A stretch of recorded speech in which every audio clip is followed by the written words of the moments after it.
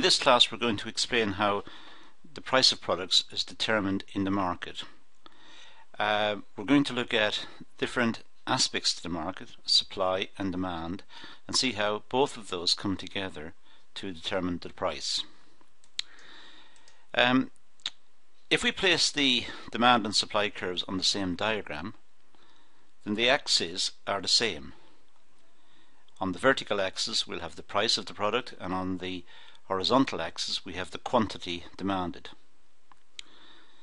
So the axes for the supply curve and the demand curve are the same, so we can use the same two curves, supply and demand, on the same diagram.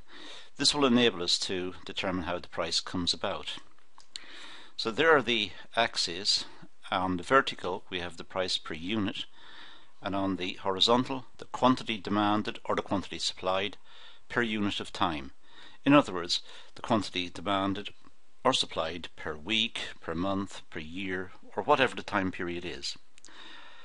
Now these axes are the same, as I said, for demand and for supply. So if we insert the demand curve is downward sloping. In other words, as the price falls we demand more, and that's a typical demand curve in economics. The supply curve tends to be upward sloping. As the price rises, producers have more incentive to supply the good, so the supply increases. And where the two cross, we call it the equilibrium. That's the point at which supply and demand are balanced. In this case it's PE, E for equilibrium, so the equilibrium price PE, and the equilibrium quantity demanded and supplied QE. Let's take a situation where the price is above the equilibrium. Let's say at this point P1. Now at this point the demand is Q1 and the supply is Q2. In other words, at the price of P1 supply is greater than demand. If supply is greater than demand, then the producers need to dispose of the extra production. They're overproducing. They're producing too much. The market has not taken it. The consumers are only demanding Q1 and the producers are producing Q2. In order to dispose of the extra production, they need to cut the price. So the price must fall from P1. Now the surplus production will therefore be reduced. As the price falls, the difference between what is demanded and what is supplied will be reduced. So really what we're doing is we're heading towards this equilibrium, P and Q. The price will be continuously cut by the producers to try and sell off the extra stock until the equilibrium price comes about. Now as the price falls, the demand will have increased from Q1 to Q, and the amount that the producers are making and putting on the market will fall from Q2 down to Q. So two things are happening here. One, the demand is expanding because the price is falling, and because the price is falling, the supply is also being restricted. Both of these acting together leads us down to the equilibrium price. We can do exactly the same thing for a price of P2 where there's a shortage. In this case the demand is greater than the supply. At P2 the consumers want a lot of this good and the suppliers are only supplying a small amount. It's not very profitable, so the suppliers are only supplying, let's say, Q3, whereas the demand is Q4. The difference between the two is the shortage. Now if there's a shortage, the consumers will bid up the price because the consumers want it.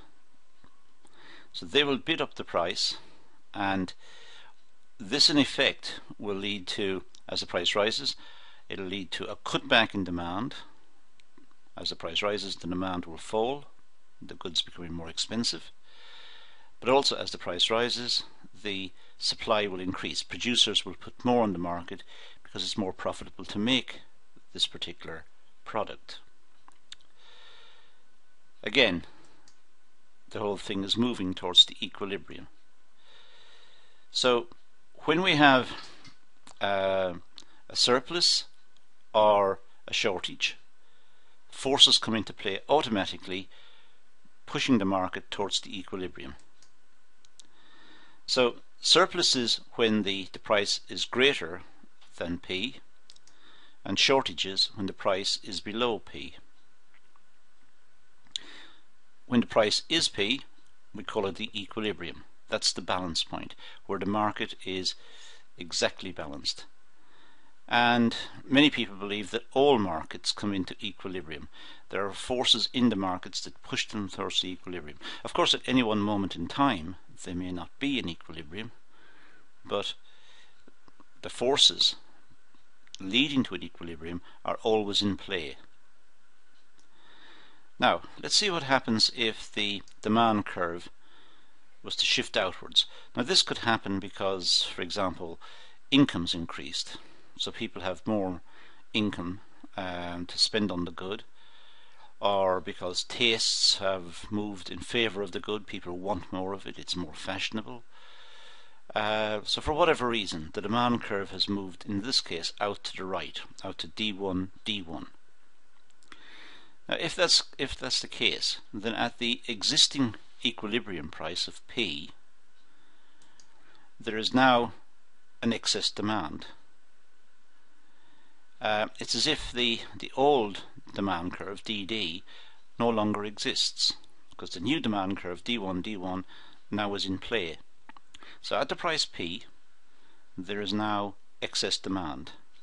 In other words, at the price P, there is a shortage, and the shortage is equal to the difference between Q3 and QE. If there's a shortage, the price will be bid upwards. And as the price is bid upwards, the demand will be cut back and the supply will increase, so that the new equilibrium will be at P1 QNE, QNE, new equilibrium. So there will be a new price and quantity, which are the equilibrium prices, price and quantity, P1 and QNE. So that is the new equilibrium.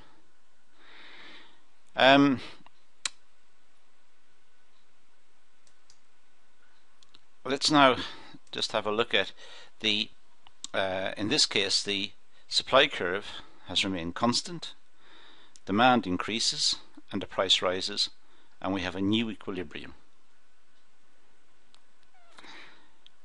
The supply curve could also move. Let's say the supply curve moved to S new, supply curve, the new supply curve. This could happen because raw materials have become more expensive, or imports have become more expensive, or whatever, labour has become more expensive. So with the new supply curve at the price P, there is now there's now market forces in play leading to an increase in price. The demand curve is DD and the supply curve is S new. So there is now an excess demand for the good. An excess demand will lead to an increase in the price because there is a shortage at the existing price of P. The shortage means that a new equilibrium will eventually emerge, which is at P1 and QNE.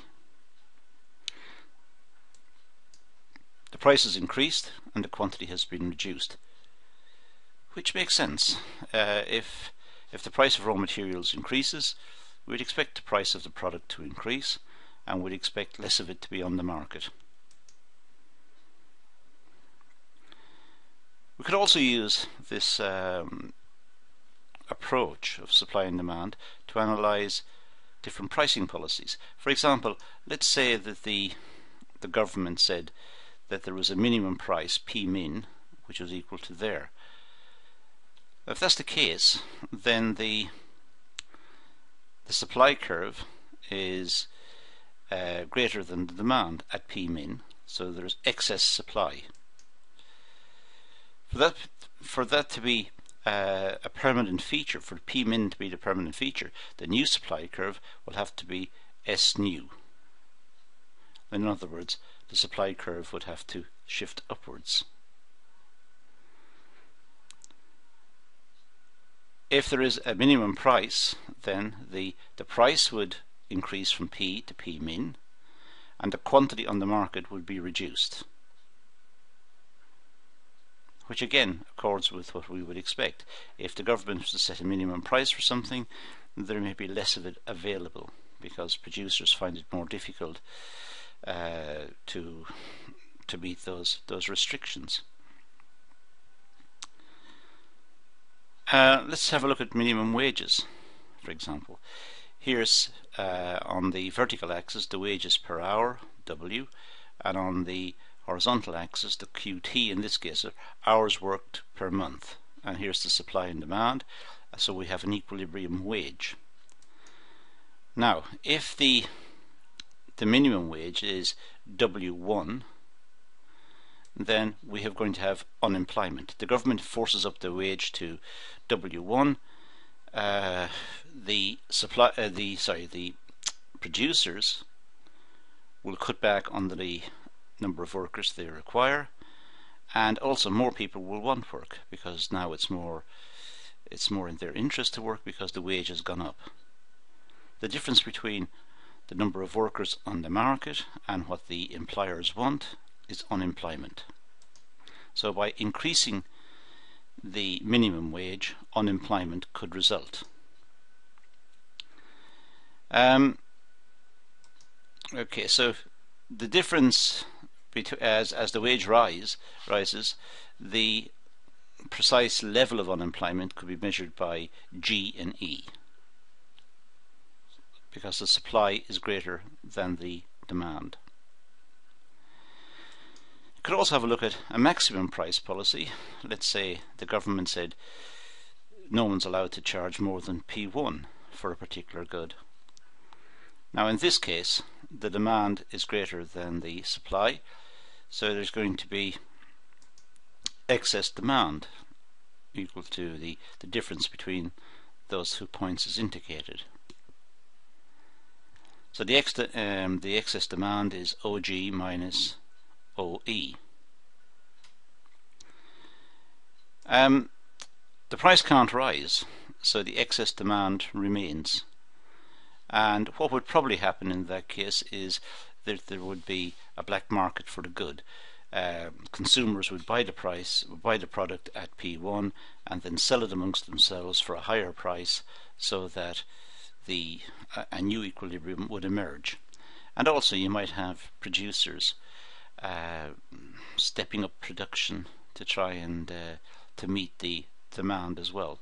So the price, even though the price is fixed, the official price is fixed at P1, there might be a non-official price, a market price, not condoned by the government perhaps, but one emerged nonetheless, of PE. So the government policy there may not have been effective. Now, we can also have a look at a tax, the incidence of a tax here. If the government puts a tax on a product, it's the same as increasing the price of raw materials, or the same as increasing the costs of the product. The tax is like an increase in the costs. So in this case, the tax T has the effect of moving the supply curve to S1. That means that the price would rise and the quantity would fall. So it's the price plus the tax. The consumers would pay more because previously the consumers were paying PE, now they're paying PE plus T. So the consumers are paying more for it. But in addition to that, in the past, if the quantity was QE plus T, then the producers would have received P1. That was the old supply curve. So the producers would have got P1, and the the price would have been PE. So now, in effect, the producers are paying some of the increase in the taxes, as indicated in the diagram, and the consumers are paying some more. So in other words, the total tax, T, that the government receives, part of it is being paid by the producers and part is being paid by the consumers. The precise amount paid by each will depend on how sensitive the market is to the increase in the tax.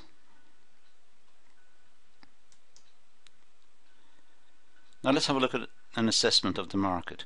The market answers various questions. It says it answers the question what should be produced. Well, what should be produced is what is demanded.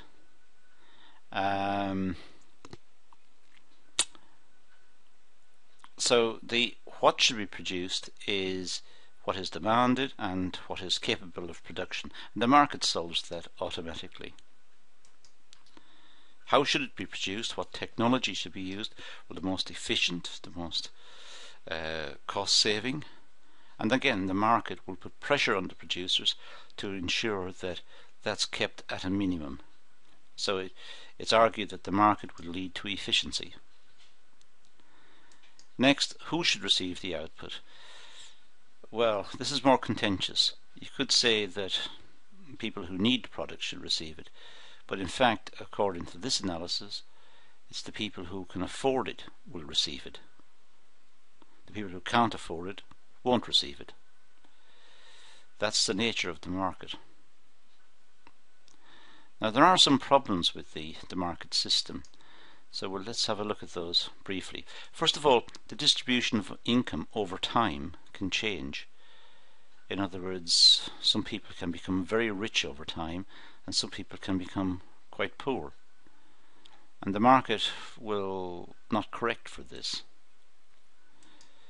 The market might produce dangerous goods. There might be a market for explosives or guns or weapons or whatever.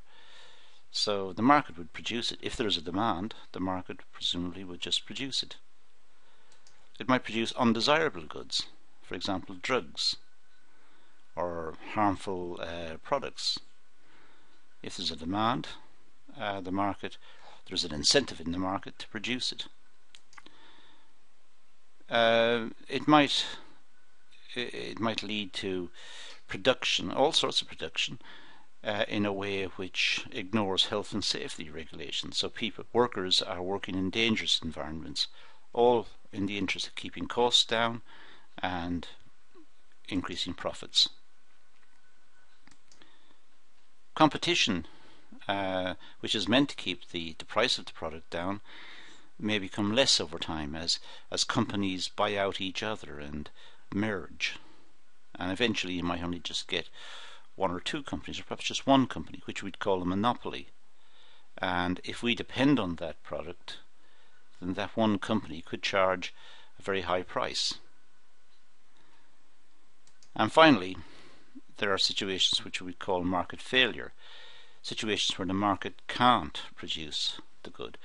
The defence forces or law and order. It's very difficult for the government to put these into the private hands, into the market production. These are normally produced out of taxpayers' money. So the markets can fail. In fact, we'll see in different classes that the markets can fail for a variety of reasons, not just certain products that are produced by taxpayers' funds, which we call public goods, but sometimes the markets may produce what we call externalities, external effects, which may be undesirable. For example, pollution. Markets can also fail because of bad information. If consumers don't have the appropriate information, the markets could also fail. So those are some of the factors that we need to take into account when we consider the market situation. Okay, that's a brief overview of supply, demand, the market, and some of the ways in which the market can operate. I hope that was useful. Thank you for watching.